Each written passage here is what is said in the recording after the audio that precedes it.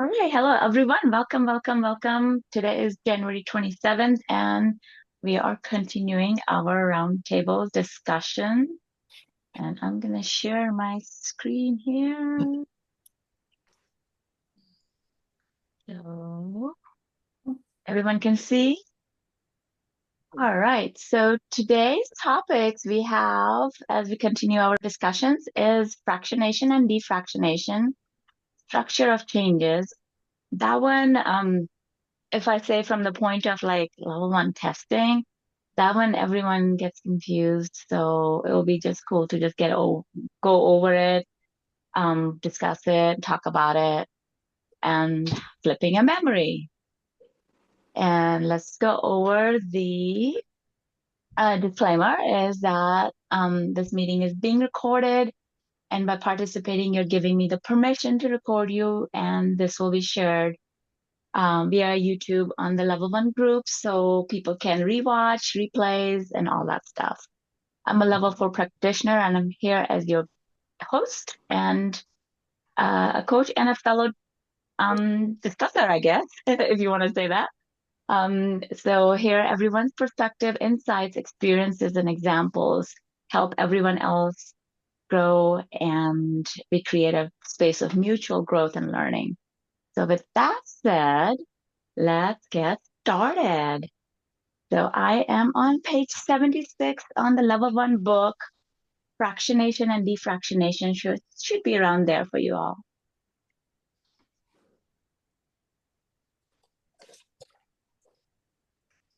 And so who would like to read first? Who would like to read through the book? Hey, Kathy, go for it. Fractionation and defractionation. Fractionation is a natural way the mind learns. It learns in fractions, one piece at a time, and then they are accumulated as one process. Driving a car has thousands of small learning, and today, when you drive, it is one skill. It is also a hypnotic process of deepening the level of a trance. This is done by associating it to the trance state, then breaking it, then going back in it again. Each time this pattern is repeated, you will go deeper and deeper into the trance. This is also how today's problems get bigger. The more rehearsing we do, the more strengthening those undesirable resources and the deeper our trance states become. Do you want me to keep going? Um, uh, let's see. We can discuss it. Like, do you have any insights on that, Kathy? Any insights, examples, perhaps? Anything you would like to Um, share? So when we're working on cleaning ourselves up, we have to keep going back and forth. I yesterday was changing a memory, okay? And I was like, I'm in and I'm out of it.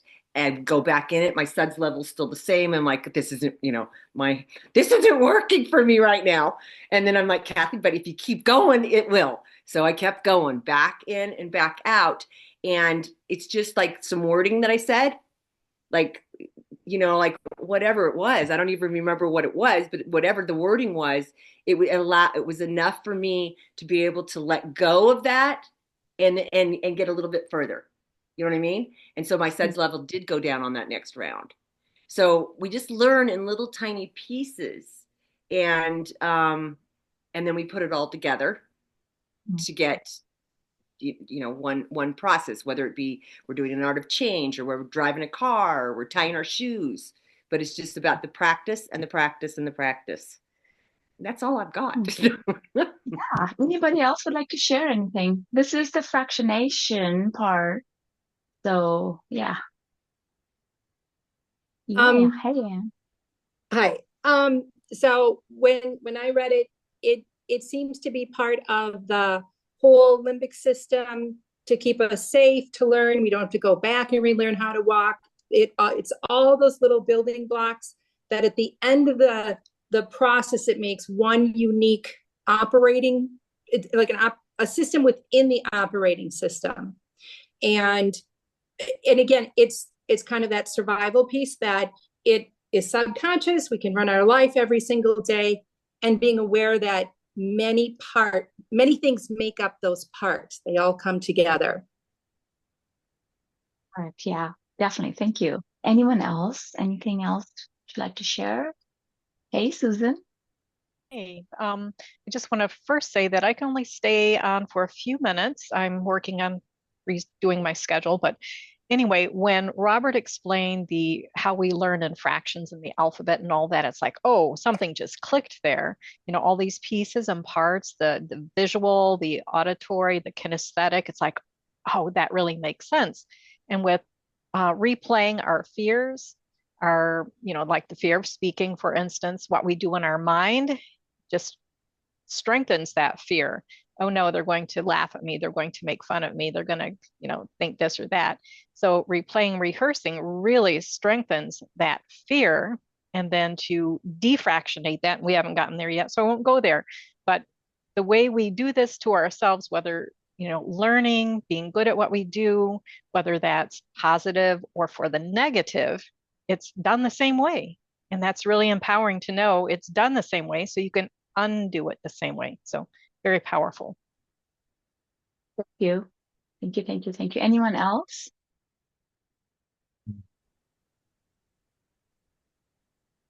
Yeah. So it's good to know how we learn so we can unlearn it, as Susan said. Yes. And like Kathy, you keep going in, and that's how our brain is learning too. Okay, perhaps, it's just a learning system of how to heal ourselves, how to release the memories as we keep going in too. Um, I mean, the process is defractionation, but our brain is learning, okay, I can release bad memories. We can keep going in over and over again. So there is a learning there. Hmm. Anyone else would like to share anything? All So I right. like the So, fact I like the fact that we can the strengthening of it, because we can strengthen any of our tools. We've used I'll say me. I have used a lot of my life strengthening negative stuff in my head. You know what I mean? Of how I'm not good enough, or how I was this, or how I was that. And to know that, you know what, you don't have to do that anymore. I mean, it's not about some big, huge thing. It's about we're learning how to let that stuff go and be able to step back into, because for me, it was like all of a sudden one day I woke up and I'm like, I'm not that happy person I used to be. I mean, like I was really, I mean, like I'm a happy person. And for some years, there was no way out. I just couldn't feel it. And I just kept going into those trances and deeper. And I strengthened them so good to where I got to where when I found Robert, I was just like, oh, relief is on the way, because I knew something was going to change in me, and it did. And so anytime I get way deep in that stuff anymore, I just have to get up. For me right now, all I'm doing is get up and walking, get up and walk, because that takes me enough out of the trance to be able to be okay with me. yes, yes, definitely. Thank you, Anyways. Kathy. Yes, yes, learning, learning, learning, strengthening. Yay, hey, Ken. One example too that came to my mind is fractionation is like anybody who learns to play an instrument. You start out going, oh, like a piano. It's like, oh, there's middle C. Okay. And then 2 years later, if you practice and practice and practice, you're playing a 37-page concerto in front of professors to get into college. And it's little by little by little by little. So now, almost like riding a bicycle, if somebody who's really, really good sits down at a piano, they're not thinking about playing piano. They just sit down and play. And then I saw something very interesting. It was an individual. Does anybody know what El Capitan is? It's one Yeah, of I the saw peak, like a face. Yeah, yeah, yeah, yeah. it's completely vertical, and Yosemite, right? Yeah. Yosemite. no one had ever climbed it without tying themselves to something, right? Except this one guy. And I'm watching this documentary on how he did it. And yeah, you've got to be in really great shape to do it, no doubt. You have to know what you're doing. But what he did is he, in essence, fractionated it in the sense that he figured it out by doing it many times with ropes and stuff, the best way to do it, where to go, where to place his his hands, his feet at every moment. Then most of it, well, let's put it this way, 2/3 of it seemed to me to be mental, and 1/3 of it was physical. So he would go over this over and over and over and over, climbing it. So when he actually went to climb it, his body already knew where to put his hands and feet, and he just climbed the thing like it was no big deal. Yeah, that's a very cool example. That is. Yeah, Definitely.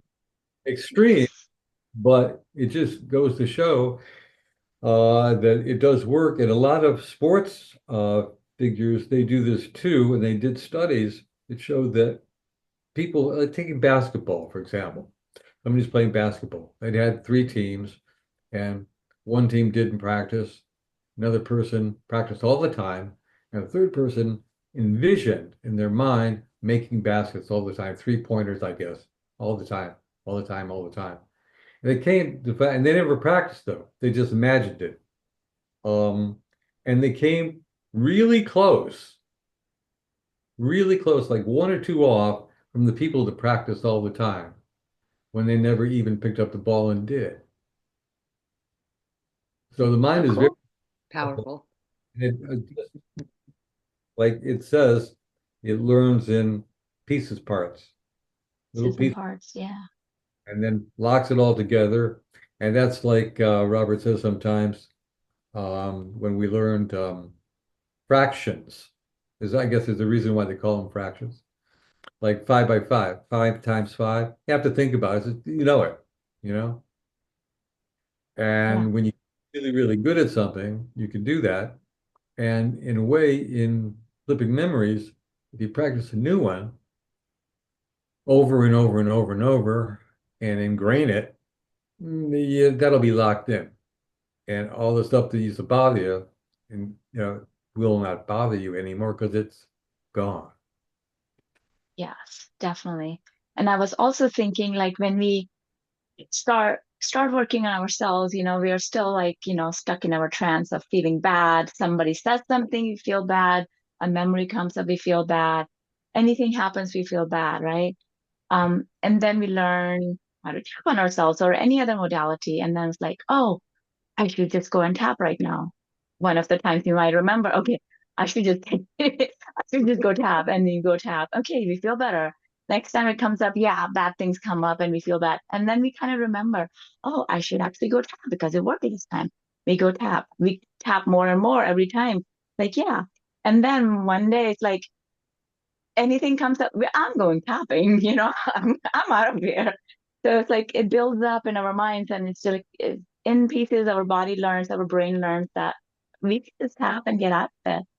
And so, yeah, so we catch it sooner and sooner because we get trained in catching it. And then we can just, we don't have to allow those bad memories, or, if anybody says something, they have a problem too. And we can take responsibility to take care of our problem. We don't have to feel bad.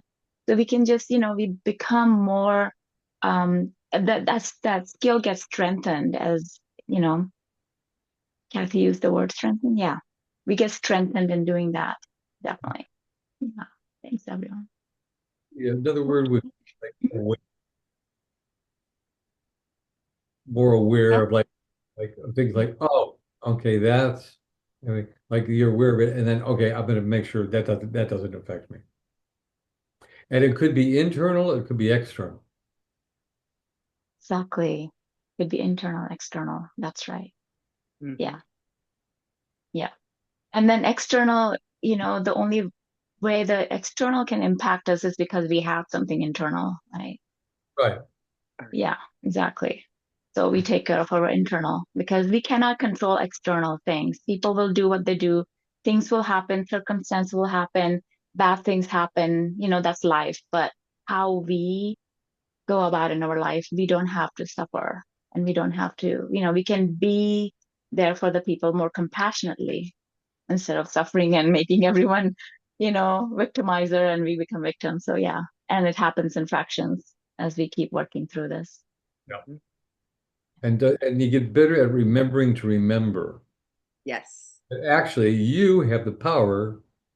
You have the power to change it all. Yes. It's not external. You can change anything you want. Yeah, exactly. Yeah, like the more we do it, as we were talking about, the stronger it gets. So the other night I was like going to bed and I was just like riled up from, all the whole day, people and this and this. And I was like going to bed, it was like kind of I noticed that I was anxious still. I'm like, I'm anxious. I'm not able to fall asleep. So I just started tapping. And then I just tapped for like feeling relaxed, and just it wasn't even like what somebody said or did. It was just like I was just noticing and just kept tapping on that. And then next thing you know, after 2, 3 rounds, I'm falling asleep. So it just gets stronger and stronger the more we do it. Yeah, Yeah. Yeah. true and true. And yeah, and as you do that, your mind becomes a habit too, and you probably end up going to sleep faster. Yeah. And habit is the word, this fractionation is all about building habits. Yeah. It's a habit. Yeah. I, Yeah. I, All right. Go ahead. I just smiled because there's one woman I heard on the radio said that they're talking about people who have trouble sleeping. Like, well, I worry all the time. I worry. It's like there's this one chair in my room, but I never use it. Oh, I know. Maybe I'll make that my worry chair. You know, it's like no, no. Video tapping chair. Okay, this is where I said where I need to tap. Put it in the positive.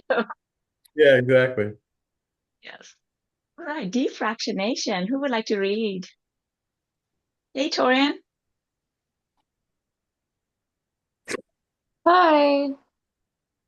So defractionation is a process used to break trance states and loosen the hold problems having on our lives. The act of tapping is itself a trance breaker. By focusing on a tapping sensation, you are disrupting the undesirable mind-body problem connection. By going to a positive state, positive experience, happy memory at the end of the tapping round, you are introducing and strengthening desirable resources. Associate to the memory. This is the problem of trance state. Take your focus off the memory and focus on the feeling of your fingers on your skin as you tap. This begins the trance breaking process. Grab your wrist, take a deep breath, blow it all away, and say peace, anchoring this feeling of peace. Go back to the memory and notice the changes and notice what's left. Take your focus off it again and repeat the process. Keep repeating the process until the memory has changed and you cannot find the bad feeling anymore. Try to go back in, return the memory, and rewrite how you wanted it to be. Would you like to share anything, Toria? Any Uh, insights?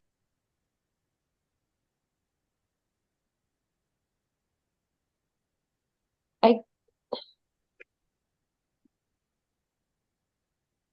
I guess like the way that it's worked the best with me when I've been doing sessions, I've done like a few with Nicola now. And I because my happy memory I associate it with green and everything. And it also helps for me to just um like when I go back into the bat or the unhappy member or the memory I'm trying to change, I just splash like green everywhere, like green paint. That's also borrowing, so Definitely. that goes under a Yeah. lot of categories. Yeah. Yeah. I mean, you're defracking it every time with the green. So it's a defractionation, certainly. Yeah, definitely. Thank you. Anyone else would like to share anything about defractionation? Um, I will. So I'm like a big fan of the crazy laugh and the the laughing and the tapping, because that can get me. I mean, like sometimes when I'm in that place, that I just can't even hardly tap. It's like the last thing I think of, but it's the first thing that gets me out of anything that I'm in is that crazy tapping, to just stand up and do it. It makes me happy. It lightens my spirit. It makes me back into my present moment. So I'm a big fan of it. Definitely. Thank you. Yeah, it's like fractionation, we just, in pieces we're learning and going deeper and deeper and deeper. And defractionation, every time we go deep, break it out, break out of it, break out of it. Do anything to break out of it. And then the brain kind of unlearns it, and then we're introducing a happiness in there. So we're breaking the trance with something that's good. And so, yeah. Yeah, it's like when I'm tapping on myself, I kind of keep creating new defractionation things to do or say. So, something new. It's like brain is always like, "Oh, this is interesting." And next thing I know, I'm like looking on my phone, like all these different things. Like for example, the other day I was tapping and then like, how about let's do some magic words? And then I started looking, what are the different magic words? Abracadabra, Shazam, open sesame, and in all the different languages. And like, this is cool. So, I can use it on my clients and I can use it on me. And the next thing you know, the memory is like, what was I tapping on? So it's like every time we defrag and we're like doing something funny, something different, something like happy or crazy, crazy tapping, or just watching a movie, not movie, like, watching your favorite, like YouTube song, your favorite music, or a funny video. You just breaking out of the trance and you just like, and the next time you go, it's like so much less, or it just completely changes. So it's fun. I think defractionation is the funnest thing in the world. Anyone else would like to share anything?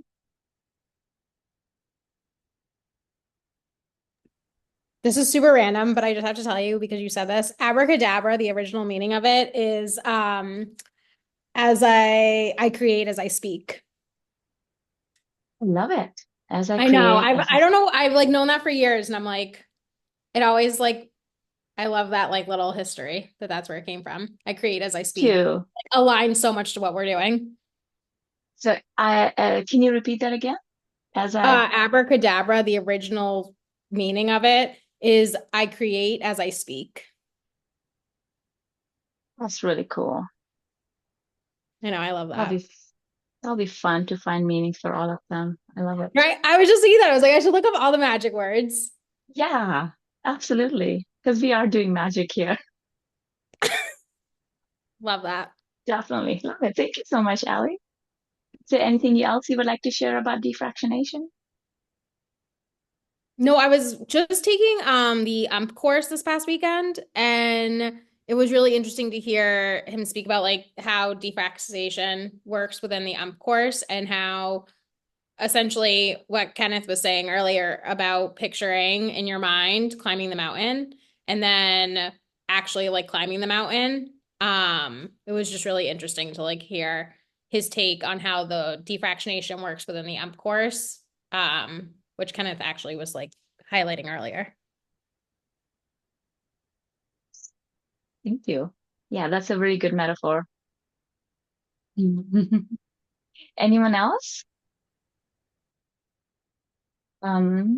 If not, who would like to read further in the book?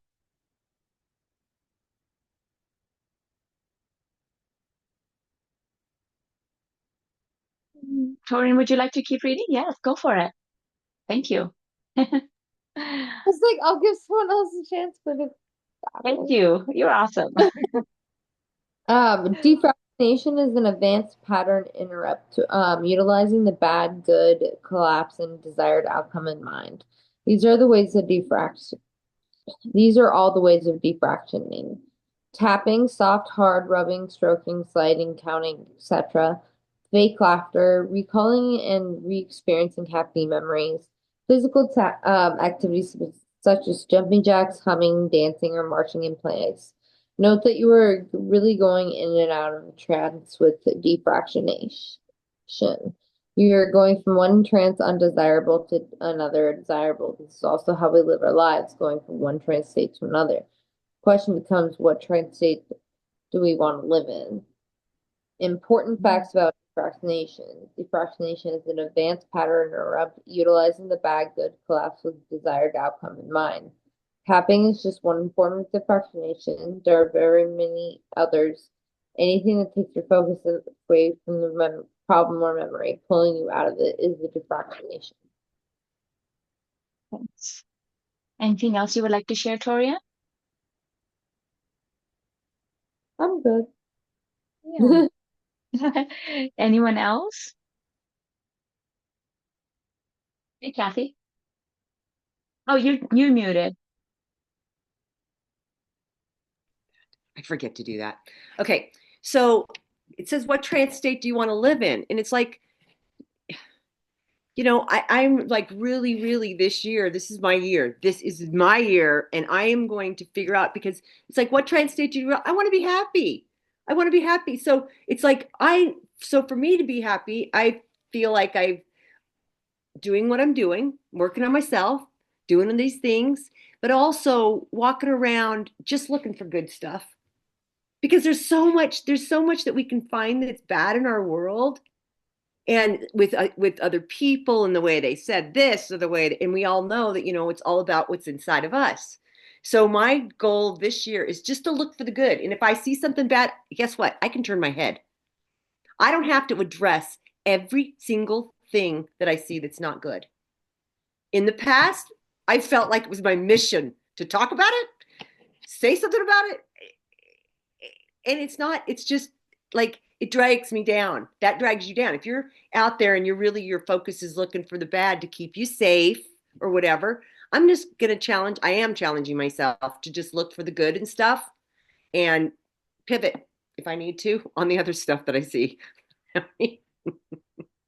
You, Kathy, So, you're an inspiration, certainly. trying to. Thanks. Definitely. Yeah, I love that. What trance state do you want to live in? It's like, I want to take sticky notes and put it all over my house. Right. Yeah, trance state you want to live in right now. Yes, exactly. Yeah, and if it is something else that's pulling on us, there's something inside of us that we need to clean out there, Certainly. Yeah, definitely. So yeah, and then I think a very important part about defractionation is taking your focus off the memory. Okay, you go and aim and just take the focus off, and then do something else, whether you're doing jumping jacks or you're doing tapping, feeling the sensation of our fingers. So we step out of that trance state, we come back to, just the fingertip, the touch, kinesthetic, the sound, we can hear it, we can see our fingers. So, it's like getting out of what we're seeing in our head and hearing in our head and feeling to the current moment. And that's what, otherwise we're still practicing it inside of our head. So important is just getting out of there. Yeah. Anything else anyone would like to share? We can go to the structure of changes. So who would like to read through the structure of changes? Kathy. I guess. Not that I'm Go not. for it. The structure of change. The goal of Utaptics is to change our problems by re-imprinting your memories, creating better resources for your mind to draw upon. Memories are made up of small pieces of information. By changing a memory and clearing the emotional charge, we can eliminate the related problem. We are changing the interpretation of what these pieces mean and the way that we hold them. With Utaptics, we change that which is not real and that which is our past. When we recall memories in our mind, we'll create reactions inside the body that we call emotions or feelings, also known as autonomic responses or trances. These emotions and sensations in the body make memories seem real. Let me put this on there. Okay. If you were to close your eyes and think of a memory, what do you experience? What appears in the mind's interpretation of an event, expressed as a metaphor with the physical responses, or autonomic trance? You can create a whole new you as you're changing these internal representations and how you hold yourself inside of each memory. Memories provide the references for your subconscious, unconscious mind, limbic system to design who you are, how you're to act, and how the world is represented.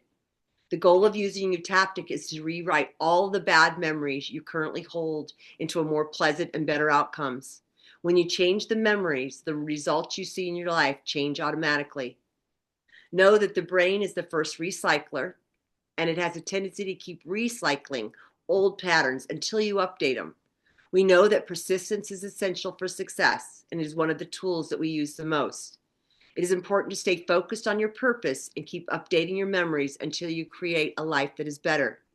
It's important to always have desired outcome in mind. We need to know the direction in which we are heading. Our history is only as good as the storytellers. I'm going to stop there because that takes us to the next page. Can you would like to share, Kathy? Well, yeah, because I think that we can create a whole new us. Like I cannot, I mean, so I've been around since 2000. Well, no, 21 is when I took my first level, when I took the level 1. And, I just feel like my life is calmer. My life is more peaceful. I feel like I'm more, I just feel like I'm a better person. Like I like myself more today than I did back then. That doesn't mean that I don't ever mess up, and that's the thing with being in this program. I found that like I messed up a couple times, whether it be the way I spoke to somebody, the way whatever it was in my mind that I did. And when it first happened, it was like, oh no, everything's undone. Like I don't know any of this stuff anymore. Well, no, that's just not true. Okay, I had a moment, and I went back, and I was like, got back into some old patterns. But that doesn't mean that you can't say stop. Stop. I'm not going back there anymore. I'm tired of having to keep starting again, And so I use that word with myself a lot. Just stop. Doesn't mean I'm always catch myself in time, but we can start right where we are. We don't have to go back and start again because we know things. We know more than 95% of the world knows really about how this all works. And if I've got something going on and I think it's the other person, which a lot of times I do, I'm trying to live in the upper model of the world. But if I'm looking at you and I'm trying to blame you, there's something in me that's I got to address it, because otherwise I'm just going to bring down everyone around me. And I'm really seeing that. And I don't know, I'm appreciative for the knowledge of seeing that in me now. Yes. I just am. And I thank you. You, Kathy? That's beautiful. Certainly. That's it. Yeah, I totally agree. I know. Yeah, I feel like, yeah, when I started, I was like the victim, I was just the victim of circumstances and people around me. And I didn't feel like I could take ownership for my life or had responsibility for everything that I was experiencing in my life. I was like the biggest victim. And I was like, didn't consider myself the victim, but, it's like everything is happening to me. And, and slowly but surely, I more and more feel like I'm okay no matter what happens around me.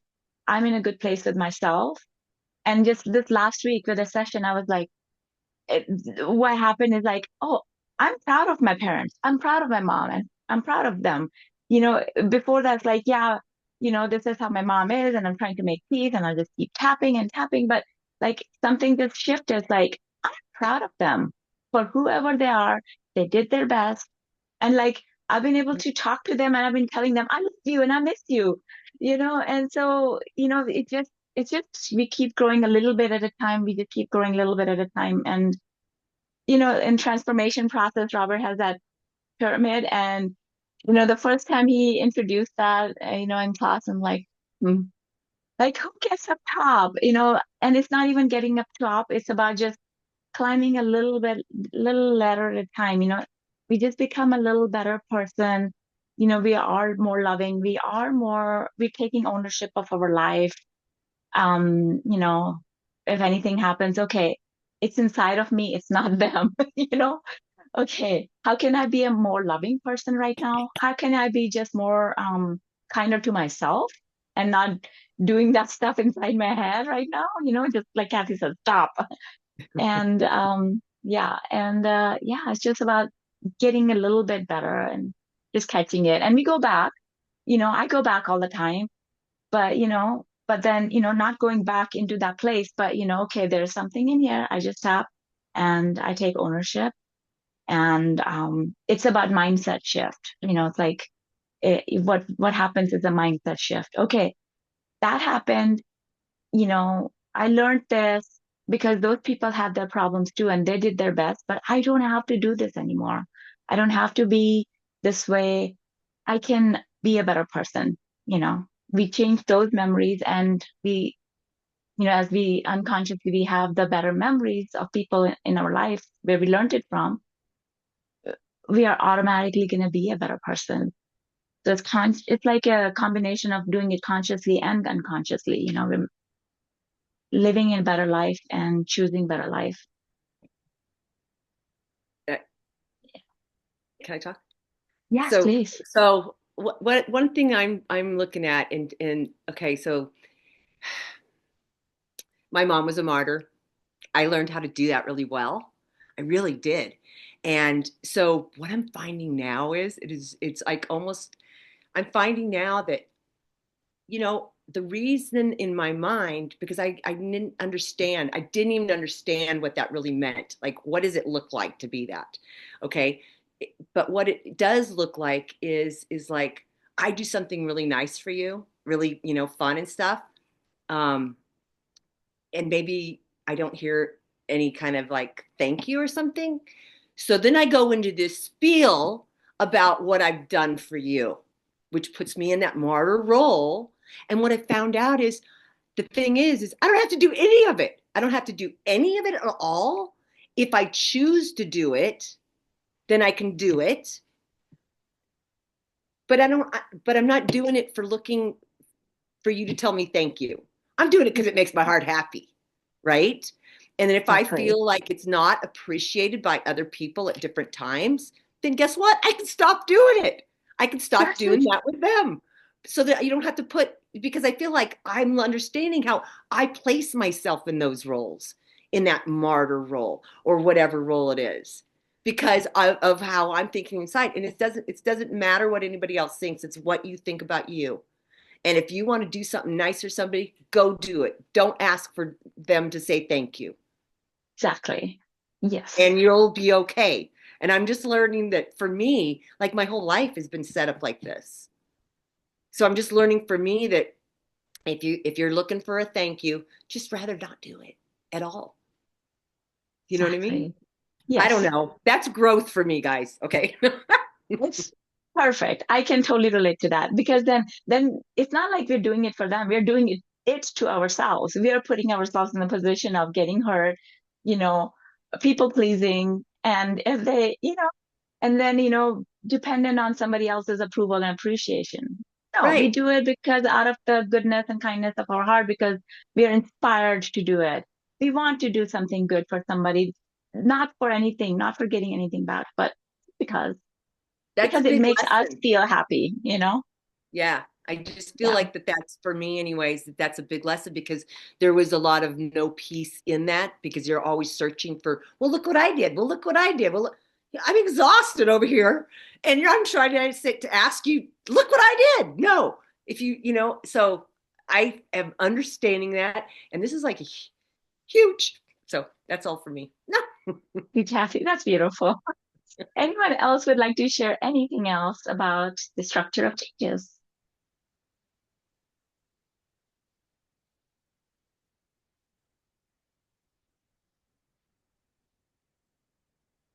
I get a lot of, like in the competency evaluation test that I do with people, a lot of people get stuck on like, what is the structure of changes?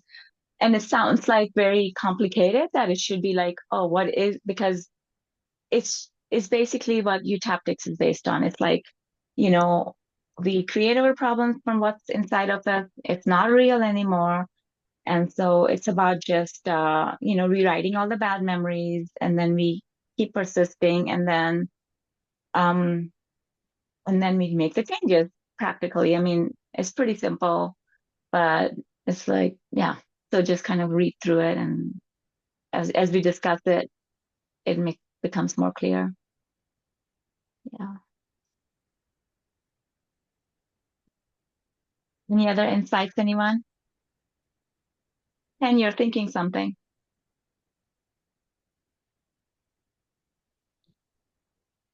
Okay, who would like to read the rest of the page? All right, Torian. Okay, Victoria.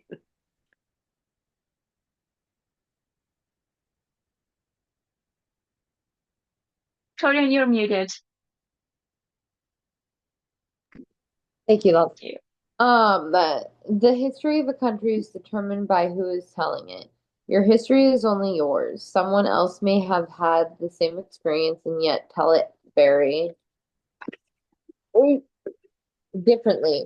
Changing how you represent your history will totally change your perception of the world and your current reality. To do this, let go of the emotions, hurts, expressions, and actions and turn it into something good. We are who we are not because of the past, but rather because of how we represent it. Important facts about the structure changes. Everyone thing you experience the result of your past is the result of how your past subconscious unconscious mind limbic system represents your past. Two, to change what you currently are experiencing or what you're currently experiencing, you need to change how your past is represented in your subconscious unconscious mind limbic system. Changing those references automatically changes the results you experience. True enlightenment is knowing how to change your inner world. If you can do that, you can manifest anything. Thank you. I like the reference of the country, the history of a country is determined by who's telling it, or history of anything.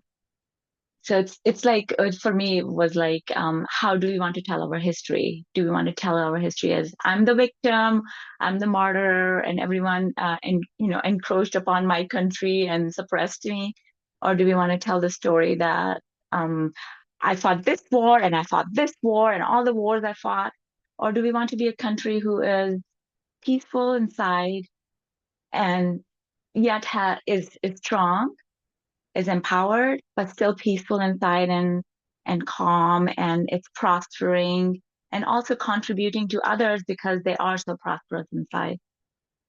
So I like that metaphor a lot. It's like what kind of country do I want to be, or what kind of you know, yeah, anything. What kind of planet do I want to be? So yeah.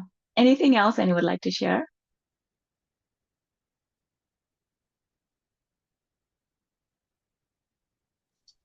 I wanted about our memories. They are not always real, actually, because we can remember things. But if we talk with someone else, they say, "No, no, it did not happen that way."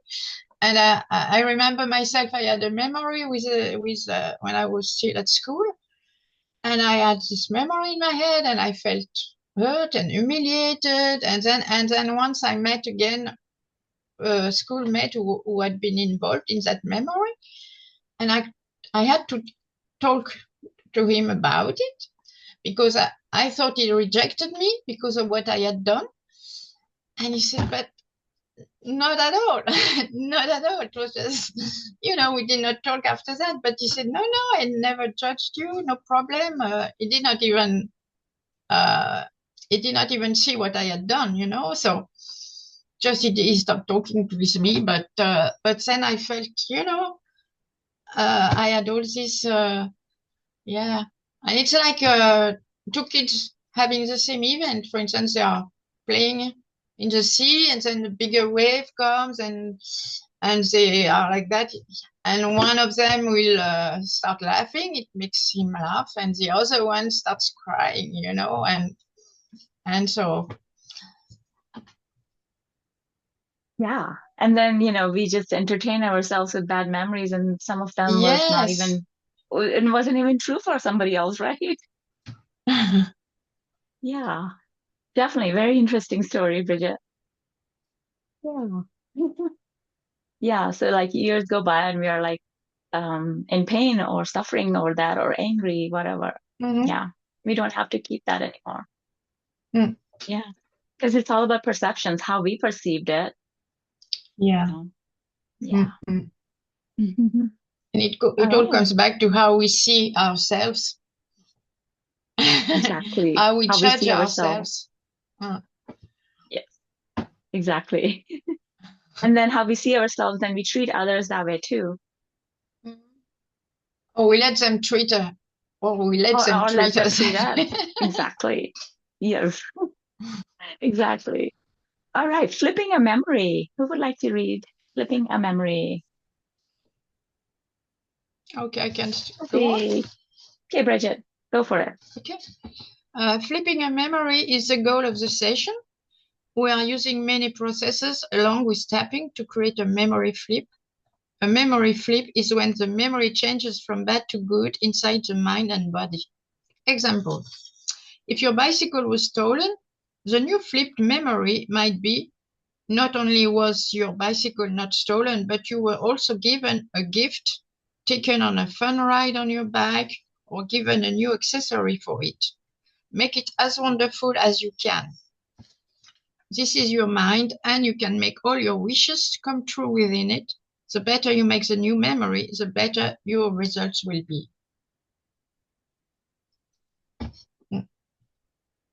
Would you like to share anything about that?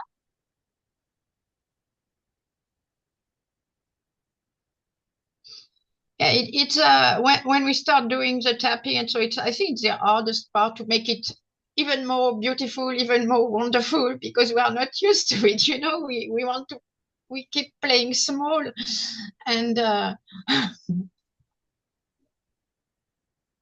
Definitely. I know, keep it making it more and more wonderful and better. And on the previous um page on the structural changes also said it is important to always have a desired outcome in mind.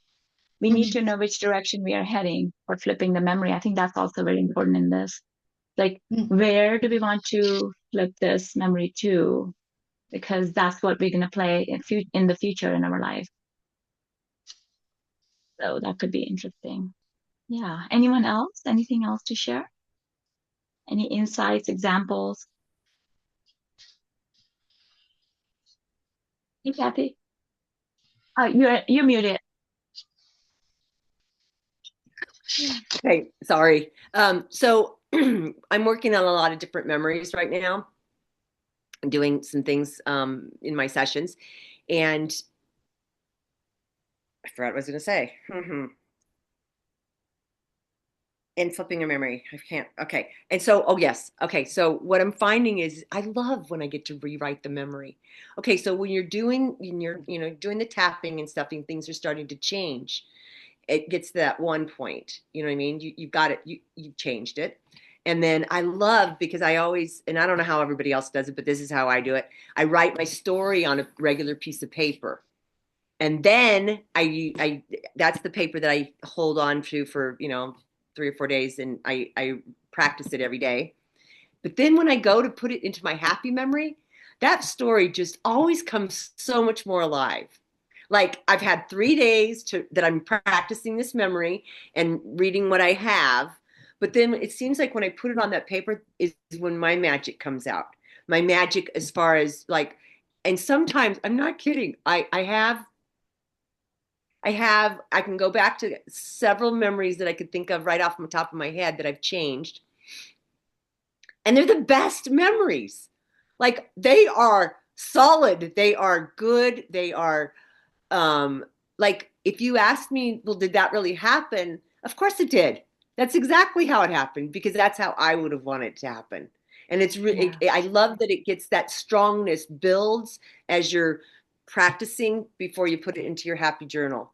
And it just, I don't know, for other people, does it do that too? Does it just like, I mean, it's like come alive, colors and the sounds and everything else comes in there. And I like that. Yeah. Yeah, definitely. They just get better and better and feel good. And the fact Certainly. that when you think of those memories, because they're so practiced, that's what your mind goes back to. Like I've had somebody say to me that didn't happen because, okay, I've flipped the memory, I've embellished it with what I want to be, and then somebody else that was actually there.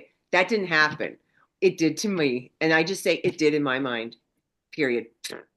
Because it did. Beautiful. Yeah.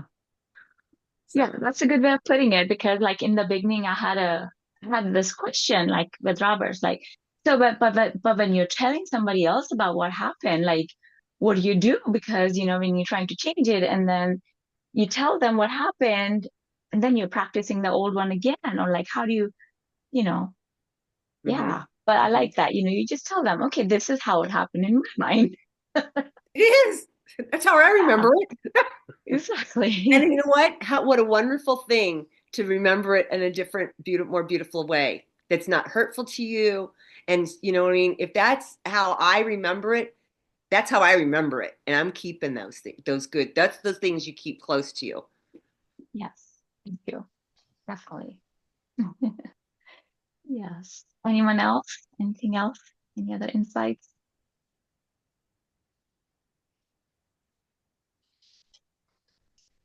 Um, Yeah. I just want to add what I think it was Kathy said. I have found the same thing, that until I actually rewrite that memory, it does not become like the full flip. It always seems like there's something remnants. There's a hanging piece. And that once you spend time and you actually make a hard copy of it, you see it in writing, it is something happens that makes it real for me. So I just want to second what she said. You. Yes. So true. Yeah. They definitely get better and better. And I feel like I got creative license when I start writing in the happy journal. I just like, and then this, and then this, and then yeah, it just gets more and more beautiful. All right. Anyone else? We have another couple paragraphs here. Who would like to read? Brian. Hi. Important facts about flipping a memory. Although memories will often flip spontaneously while you're tapping, your goal and intention is to flip them into an experience you would like to re-experience in the future. Once you've changed the emotions, feelings, visual, audio, and other aspects of the memory, perhaps the actions haven't changed. You can change it. It's your mind. You can make it as good as you like. Ask yourself, what would I preferred to have happened that day? And change the memory accordingly. If you find you can't change it deliberately, then notice how you know and continue tapping until you can. A memory is not flipped until all the emotions are changed and all the action spaces and submodalities are positive. In other words, having no emotional charge but the same action is still occurring in your mind. This is not a flip. Understanding and forgiving. This is not a flip unless all the actions and faces are positive. Yes. Anything you would like to share on that, Torian? See, this is a part I guess I have a little bit of a trouble with. Just because I have quite a few sexual assault memories and making people that have hurt me sexually smile makes me feel icky inside. Right. Very icky. Yes. Um, and so it's harder to rewrite the memory. Um, I kind of just replace them with my cat or something more positive. It's just if it's like a memory that I'm trying to rewrite, like there's a problem between me and my like some of my family or something, then I'm totally cool with making them smile and everything. But it just made me feel when they tried to make those people smile in my mind, that made me feel gross and icky. And I feel like I don't, if something makes you feel icky, you shouldn't do it. And what if what if they had a clown nose on them and they had, you know, I don't know, you can put cat ears on them.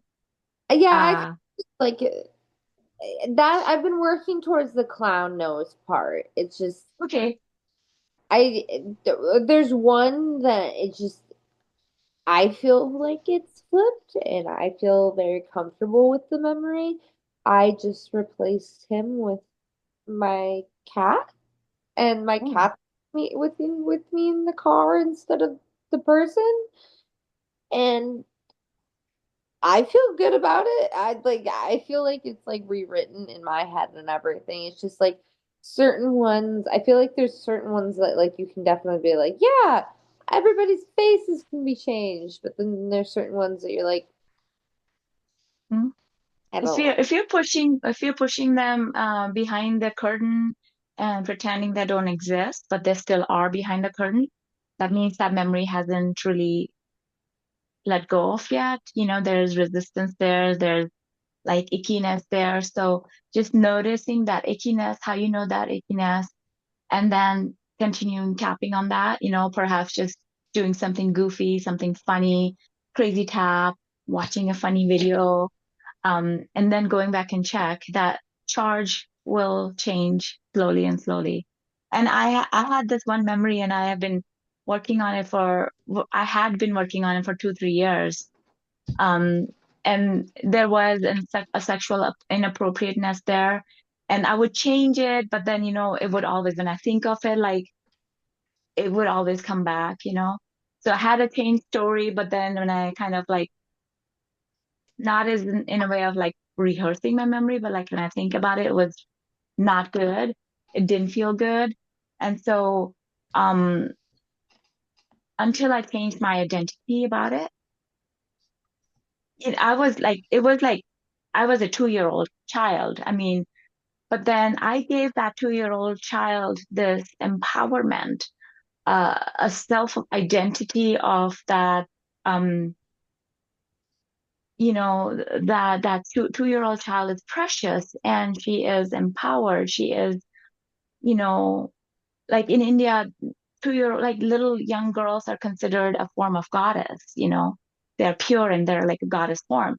So I gave that 2 year old child this goddess identity. And that the other person, he's like, you know, he's in reverence of this goddess. So it's like we have to change our identity because in some times we were we weren't able to do something about something bad that happened. But when I changed my identity, that memory flipped. And that person is like this person is being as I said, reverent, has a reverence towards this little child.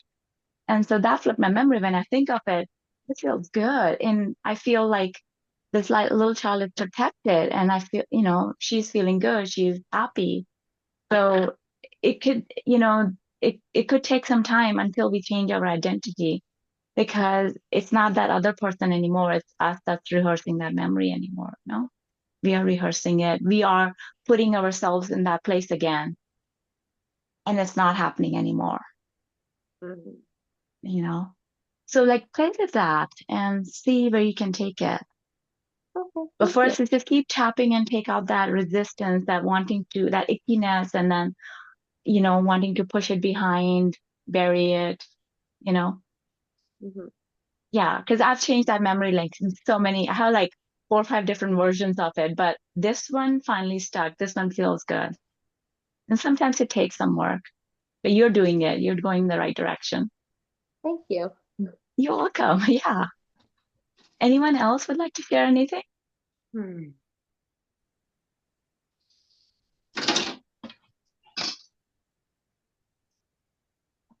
Thank you for doing these classes. You're welcome. Thank you, Kathy. I All right. think that Thank you. I Mhm. really think that I mean, just think back when we were in level one. This would have been a great thing for us to have. You know what I mean? So I really think that it's great that you picked up the ball and are doing this. Oh, no, it's my pleasure. I love doing this. It's just fun to like, not just fun, but also like we go deeper every time, you know, just like talking and getting everyone's insights and experiences and wisdom. So it's really awesome. Yeah. So thank you everyone for being here. And next week, as you know, the whole art of change and tapping is Robert's domain. That's not, we can talk about it, but I'm thinking maybe we could skip through that and get to page 106. We talked a little bit about the making affirmations work, but we can pick up from making affirmations work, ultimate manifestation process, and be, do, have, model, something like that. Oh, yeah. You're welcome, Ken. All right. Yeah, I'm looking forward to seeing you guys next week. I think it is I'm not sure what day it is, but next week is the 3rd, Monday the 3rd. All right. So I'll see you guys next week. Thank you so much for being here. Bye. Thank you very Bye. much. Thank you. Bye. Bye.